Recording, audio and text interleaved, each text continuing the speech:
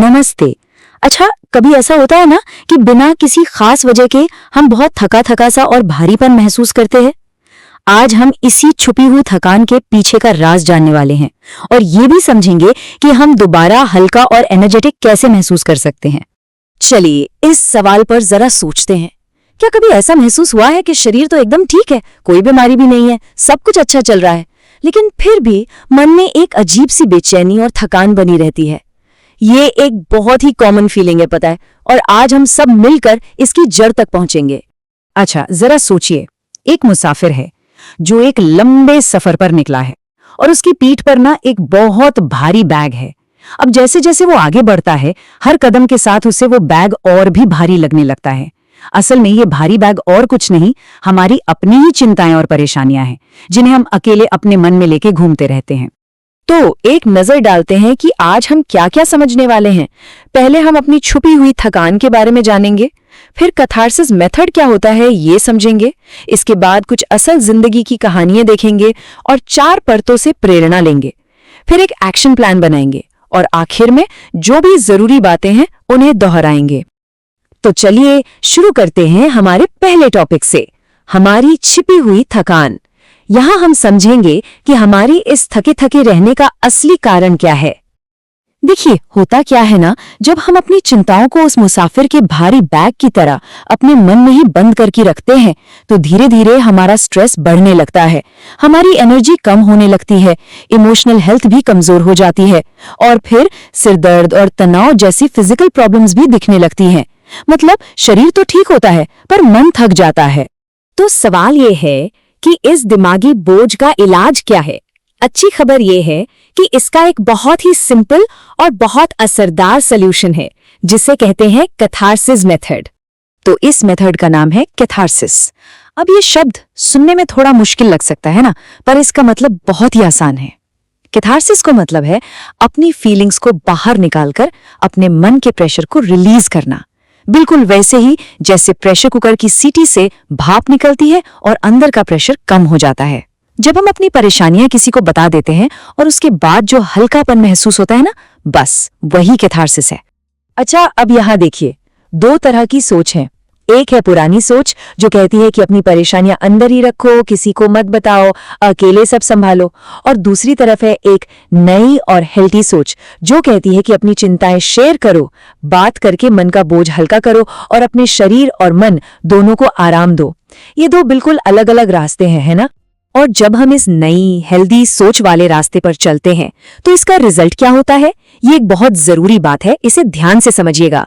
हमारा emotional stress कम हो जाता है, हमारे मन में क्लैरिटी आती है, मतलब हम चीजों को बेहतर तरीके से सोच पाते हैं, हमारी थकान कम होती है और सबसे अच्छी बात, हमारी खुशी बढ़ जाती है। कितना अच्छा रिजल्ट है ना? चलिए अब सिर्फ थ्योरी की बात नहीं करते, असल जिंदगी के कुछ उदाहरण देखते हैं। हम स्कूल और ऑफिस की दुनिया से 2 लोगों की कहानियां देखेंगे जो अलग अलग रास्तों पर चले, ताकि हम और अच्छे से समझ सकें कि ये सोच हमारी लाइफ को कैसे अफेक्ट करती है। तो ये कहानी है 2 स्टूडेंट्स की, राहुल और आशा। दोनों को एग्जाम्स का स्ट्रेस था। राहुल ने क्या किया, उसने अपनी चिंता अपने टीचर और पेरेंट्स को बताई और जानते हैं क्या हुआ? बात करने के बाद उसे बहुत हल्का महसूस हुआ और उसका कॉन्फिडेंस भी बढ़ गया। दूसरी तरफ थी आशा, जिसने अपनी सारी चिंता मन में ही दबा के रखी। नतीजा, उसका स्ट्रेस बढ़ता ही गया और पढ़ाई में कॉन्सेंट्रेट करना भी मुश्किल हो गया। तो स्टूडेंट्स के लिए यहाँ सबसे जरूरी लर्निंग क्या है? बहुत सिंपल है। राहुल ने चिंताएं शेयर की तो उसका कॉन्फिडेंस बढ़ा, आशा ने चिंताएं अंदर रखी तो उसका स्ट्रेस बढ़ा। तो ये बात हमेशा याद रखनी है, प्रॉब्लम्स शेयर करने से मन को राहत और सोच में क्लैरिटी मिलती है। अब एक कहानी ऑफिस की देखते हैं। यहाँ है अरविंद और मनोज। दोनों पर ही काम का बहुत ज्यादा लोड था। अरविंद ने हिम्मत करके अपने मैनेजर से बात की। दोनों ने मिलकर काम को मैनेज करने का तरीका निकाला।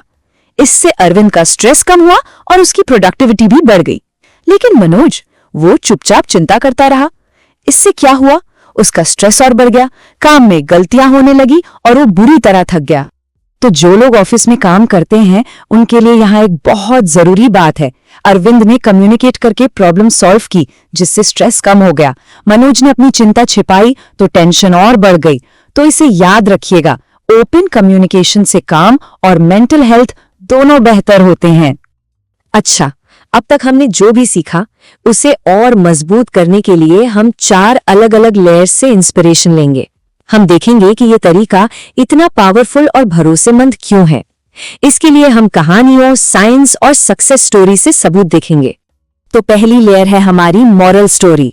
याद है वो मुसाफिर और उसका भारी बैग?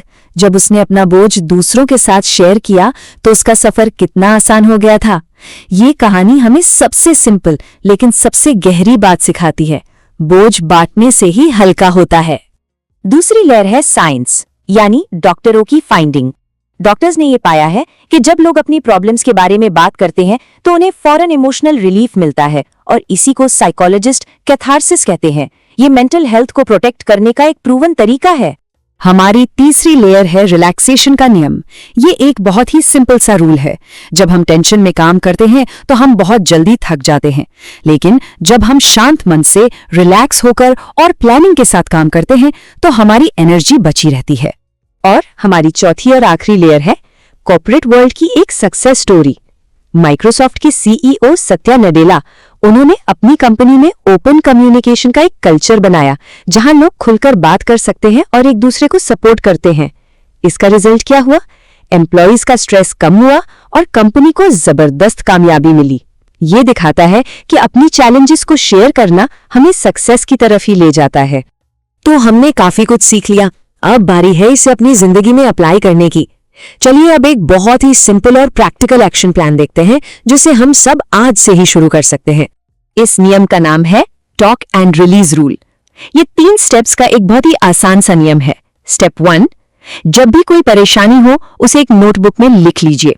स्टेप 2, फिर किसी ऐसे इंसान से बात कीजिए जिस पर पूरा भरोसा हो। और स्टेप 3, उनसे सलाह मांगिए या बस एक नया नजरिया पूछिए। ये आदत मन के प्रेशर को बहुत कम कर देगी। चलिए एक पल के लिए रुकते हैं और सोचते हैं, हमारी जिंदगी में वो कौन से भरोसेमंद लोग हैं जिनके साथ हम अपनी चिंताएं शेयर कर सकते हैं। वो हमारे पेरेंट्स हो सकते हैं, हमारे टीचर, कोई अच्छा दोस्त या कोई भी ऐसा इंसान जो हमें सही रास्ता दिखाए।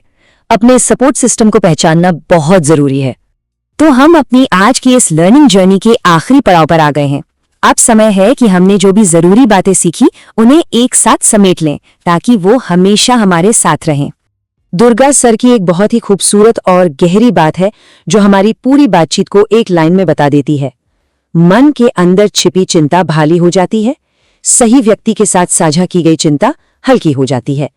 ये इस पूरी बातचीत का निचोड़ है। तो चलिए आज की सबसे जरूरी बातें, हमारे फाइनल की टेकअवेज एक आखिरी बार दोहरा लेते हैं। पहला, हमारी छुपी हुई थकान का असली कारण हमारी छुपी हुई चिंताएं हैं। दूसरा, कैथारसिस यानी अपनी फीलिंग्स को शेयर करना ही इसका सबसे सिंपल सॉल्यूशन है। तीसरा, प्रॉब्लम्स शेयर करने से मन को राहत और क्लैरिटी मिलती है। और चौथा, अपने मन को हल्का रखने के लिए टॉक एंड रिलीज रूल की प्रैक्टिस करनी है। और आखिर में ये एक छोटा सा डेली अफर्मेशन है, एक संकल्प जिसे हम रोज याद कर सकते हैं। मैं शांति से अपनी चिंताएं साझा करता हूँ, दूसरों से सीखता हूँ और अपने मन को शांत और मजबूत रखता हूँ। इस पॉजिटिव सोच को अपनाकर हम सब हमेशा हल्का और ऊर्जावान महसूस कर सकते हैं। अपना ख्याल रखिएगा।